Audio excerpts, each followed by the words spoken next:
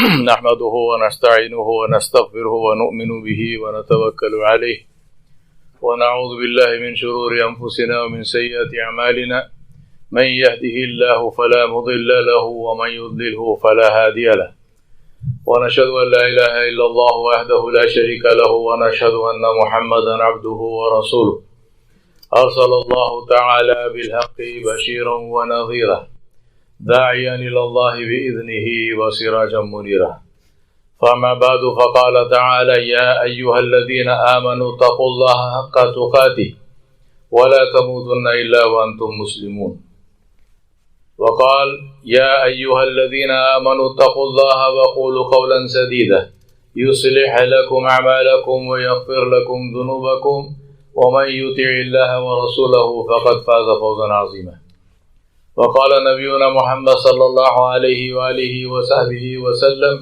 أصدق الحديث كتاب الله وخير الهدي هدي محمد صلى الله عليه وآله وصحبه وسلم وشر الأمور محدثاتها وكل محدثة بدعة وكل بدعة ضلالة وكل ضلالة في النار.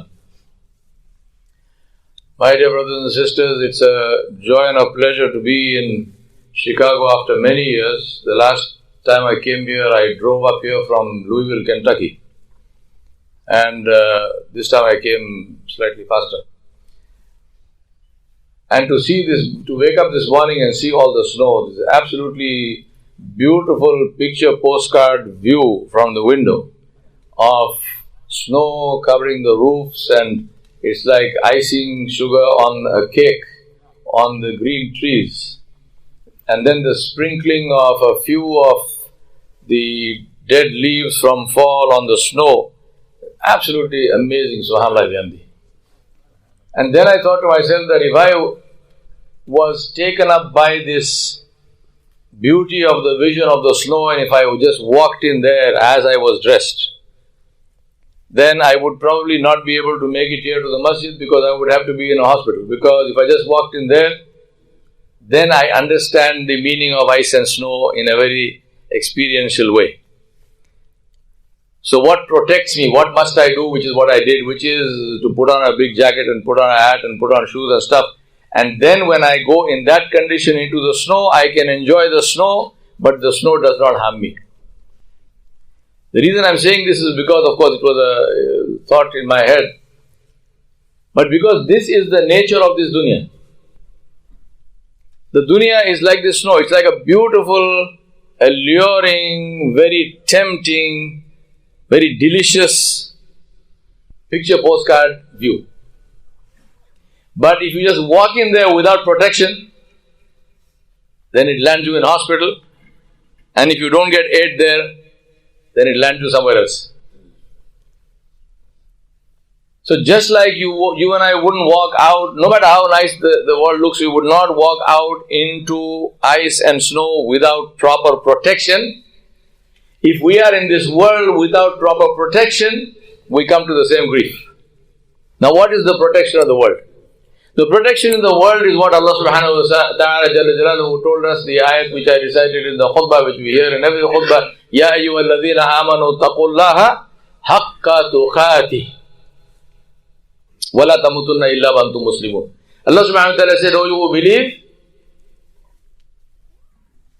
have taqwa of Allah subhanahu wa ta'ala as it is His right that you should have His taqwa. Now you will notice that I did not translate this as the usual way it is translated. Fear Allah as He should be feared. The meaning of taqwa is not fear. The meaning of khawf is fear. The meaning of taqwa is to be concerned about the displeasure of Allah. It's not fear of Allah, it is fear of displeasing Allah. And why are you afraid of displeasing Allah? Because we love Allah subhanahu wa ta'ala. Now what is my dalil for this? I have two dalil. First dalil for this is that fear is a negative emotion. Fear excites hatred, it excites anger, it excites disgust. Ask a little child who is going to school who does not like a teacher or fears the teacher. So do you fear the teacher? Yes. Do you obey the teacher? Yes. Do you love the teacher? No. Why do you obey the teacher? Because the teacher will beat me. But what did Allah subhanahu wa ta'ala say about the believers? Allah subhanahu wa ta'ala said, وَالَّذِينَ آمَنُوا أَشَدُّ حُبًّا لِلَّهِ. Allah said, verily, and the believers, they love Allah subhanahu wa ta'ala, and they do not just love Allah subhanahu wa ta'ala any old way, they love Allah subhanahu wa ta'ala more than anyone and anything else in life. أَشَدُّ حُبًّا لِلَّهِ. The hub of Allah is shadeed, ashad. So how do you put these two things together? That concept is this beautiful concept in Islam of taqwa. It's not fear of Allah, it is fear of offending the one I love the most. So the more I love Allah, the more I will fear to offend Allah subhanahu wa ta'ala, and this is my jacket in the snow. This is my protection from the dunya. The dunya invites me to sin, but I say, no, I can't do that because it offends Allah subhanahu wa ta'ala. How do you love somebody you don't know? Can you love somebody you don't know? No. So who is Allah? There are two ways and two things we need to do to answer this question of who is Allah. One is to listen to the introduction of Allah subhanahu wa ta'ala, because nobody can introduce Allah the way Allah introduced Himself. Jalla Jalaluhu. And this introduction, we listen to that in order to get the awe and the glory and the majesty and the magnificence of Allah subhanahu wa ta'ala into our hearts, which is khashyatullah. And then we listen to and we reflect on the blessings of Allah subhanahu wa ta'ala that Allah has given us. I talked about the snow and the beauty of the snow. I tried to describe it. How? Because Allah gave me eyes. Because Allah subhanahu wa ta'ala gave me eyes, Allah subhanahu wa ta'ala gave me glasses. Allah subhanahu wa ta'ala gave me full color vision. Thanking Allah for His blessings. So how did Allah subhanahu wa ta'ala introduce Himself? Allah subhanahu wa ta'ala said, أعوذ بالله من الشيطان الرجيم بسم الله الرحمن الرحيم الله لا إله إلا هو الحي القيوم لا تأخذه سنة ولا نوم له ما في السماوات وما في الأرض من ذا الذي يشفع عنده إلا بإذنه يعلم ما بين أيديهم وما خلفهم ولا يحيطون بشيء من علمه إلا بما شاء وسع كرسيه السماوات والأرض ولا يؤوده حفظهما وهو العلي العظيم الله أكبر الله أكبر لا إله إلا الله والله أكبر الله أكبر ولله الحمد هو الله الذي لا إله إلا هو عالم الغيب والشهادة هو الرحمن الرحيم هو الله الذي لا إله إلا هو الملك القدوس السلام المؤمن المهيمن العزيز الجبار المتكبر سبحان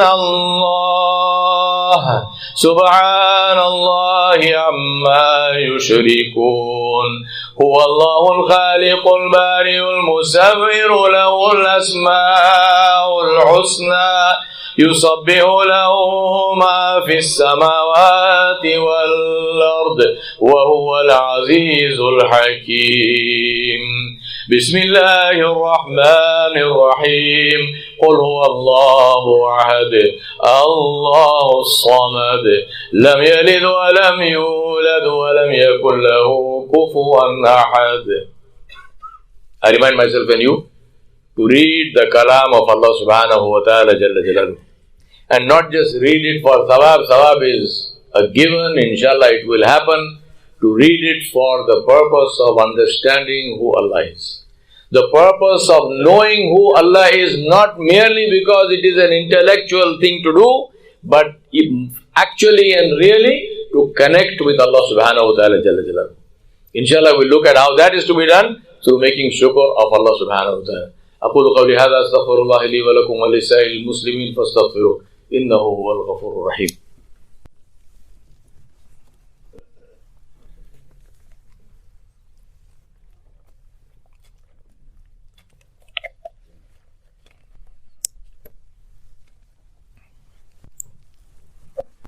Alhamdulillahi Rabbil Alameen wa salatu wa salamu ala ashrafil anbiya wal mursaleen Muhammadur Rasulullah sallallahu alayhi wa alihi wa sahbihi wa sallam tasliman kathiran kathiran. فأما بعد فقال تعالى إن الله وملائكته يصلون على النبي يا أيها الذين آمنوا صلوا عليه وسلموا تسليما. اللهم صل على سيدنا محمد وعلى آل محمد كما صليت على إبراهيم وعلى آل إبراهيم إنك حميد مجيد. اللهم بارك على محمد وعلى آل محمد كما باركت على إبراهيم وعلى آل إبراهيم إنك حميد مجيد. وعلى خلفاء الراشدين أبي بكر وعمر وعثمان وعلي رضي الله عنهم أجمعين. My dear brothers and sisters, we are talking about who Allah is, how do we recognize Allah subhanahu wa ta'ala jalla jalaluhu. And I mentioned to you two things. One is to reflect on how Allah subhanahu wa ta'ala introduced Himself, and to reflect on that and to ask yourself, what is my connection with Allah? Allah subhanahu wa ta'ala taught us this in the surah, which is the rukun of the Qur'an, of the salah, without which salah is not valid, which is Suratul Fatiha. Allah subhanahu wa ta'ala taught us how to ask Him. Iyaka na'budu wa iyaka nasta'in. Before saying, Ihdina as-siratal mustaqim. Ihdina as-siratal mustaqim is the dua. Before we come to the dua, oh Allah, guide us to the path of steadfastness, you introduce yourself to Allah subhanahu wa ta'ala. Of course, Allah knows you, we created you. But this is the adab of the huzur of Allah.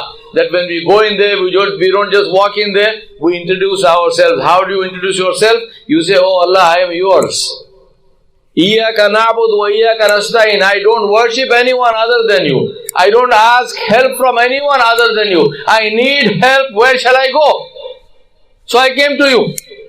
Oh Allah, give me because I am asking. Give me because only you can give. You are my witness that I don't ask anybody other than you. Jalla Jalalu. This is the introduction. Iyaka na'budu wa iyaka nasta'in. When you say Iyaka na'budu wa iyaka nasta'in, keep this in your heart. You are not a stranger to Allah subhanahu wa ta'ala. Nobody is a stranger to Allah subhanahu wa ta'ala, but you as a Muslim, you have a right to go before Allah and to ask Allah subhanahu wa ta'ala with the total yaqeen that Allah will give because only He can give. Reflect on what Allah has given us. This is the second part. Reflect on what Allah has given us and make shukr. A man came to Umar bin Khattab radiallahu anhu and he said, Umar was talking about shukr. The man said, look at me. What do I have to be thankful for? Look at me. I am poor, I am destitute, I am hungry, my clothes are torn, I am not well, I have got no work, I have got no money. You want me to thank for what? Sayyidina Umar radiallahu anhu said, can you urinate? Can you pass water without pain? He said, yes. He said, thank Allah for that. Ask the one who has urinary tract infection what he goes through. So reflect on the glory and reflect on the ni'mat, reflect on the blessings of Allah subhanahu wa ta'ala. Let me tell you what Allah told us to reflect on in a general sense, and then I will request you and I remind myself, let us reflect on the individual specific blessings that Allah has given each one of you and me in our lives. Allah subhanahu wa ta'ala said, Alam naj'alil arda mihada wal jibala awtada وَخَلَقْنَاكُمْ أَزْوَاجًا وَجَعَلْنَا نَوْمَكُمْ ثُبَاتًا وَجَعَلْنَا اللَّيْلَ لِبَاسًا وَجَعَلْنَا النَّهَارَ مَعَاشًا وَبَنَيْنَا فَوْقَكُمْ سَبْعًا شِدَادًا وَجَعَلْنَا سِرَاجًا وَهَّاجًا وأنزلنا من المعصرات ماء ثجاجا لنخرج به حبا ونباتا وجنات ألفافا.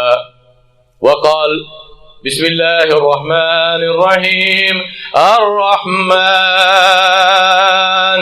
علم القرآن خلق الإنسان علمه البيان الشمس والقمر بحسبان والنجم والشجر يسجدان والسماء رفعها الميزان ألا تطغوا في الميزان وأقيموا الوزن بالقسط ولا تخسروا الميزان والأرض وضعها للأنام فيها فاكهة والنخل ذات الأكمام والحب ذو العصف والريان فبأي آلاء ربكما تكذبان. I won't translate any of this. These ayat do not need translation. You know the ayat. This is the general ni'mat of Allah subhanahu wa ta'ala that He has given all of mankind, the whole world, and especially us Muslims. But I request you, my brothers and sisters, reflect on the specific ni'mat that Allah gave you. Some of them have names. The names of your parents, the names of your children, the names of your spouses, the names of your friends. Thank Allah for them. How many of you in tahajjud today, because Jummah is a time for the acceptance of dua, how many of you in tahajjud today prayed for the forgiveness of your parents? I'm not asking you to show for a show of hands. Reflect. How many of you prayed for the forgiveness of your parents? How many of you prayed in tahajjud for the forgiveness of your grandparents? It's one generation. Just one generation. They gave their lives for you. Their blood is in your veins. They dedicated their entire lives so that you will survive and you will grow and you will become something. Did you pray for them in tahajjud today? Let not from today a single day pass, as long as you are alive, that you do not pray tahajjud and you do not seek forgiveness for your parents and your grandparents. Then inshallah, if you do that, will you do that inshallah? Inshallah, I ask Allah subhanahu wa ta'ala to make people, to create people in your life who will pray for your forgiveness for their lives until their lives end, inshallah. I ask Allah subhanahu wa ta'ala to be pleased with you and never to be displeased. I ask Allah to accept your coming here. I ask Allah subhanahu wa ta'ala to fill your hearts with nur and with His khashya and hubb and rahmah. I ask Allah subhanahu wa ta'ala to fill your lives with barakah. I ask Allah subhanahu wa ta'ala to give you whatever you ask with afiyah. So ask Him. And I ask Allah subhanahu wa ta'ala, after giving you what you ask with afiyah, to give you from His generosity and grace, so that you are absolutely astonished at what you get, inshallah. I ask Allah subhanahu wa ta'ala to protect you from all His disobedience in this life, which is the biggest musibah, is to disobey Allah subhanahu wa ta'ala. I ask Allah to protect you from that in this life, and I ask Allah subhanahu wa ta'ala to protect you on the day of judgment. I ask Allah subhanahu wa ta'ala to give you the shade of His arsh on a day when there is no shade except His shade. I ask Allah subhanahu wa ta'ala to decree and write in your muqaddar that you will meet Muhammad sallallahu alayhi wa alihi wa sallam on his house al-Kawthar, where you will meet him and you will take the water of Kawthar from his blessed hand, inshallah. I ask Allah subhanahu wa ta'ala to decree and write in your qadar that you will cross the sirat with Rasulullah sallallahu alayhi wa sallam and enter Jannatul Firdausul A'la bi ghayri hisab. Ameen ya Rabbal Alameen. Ya ibadallah.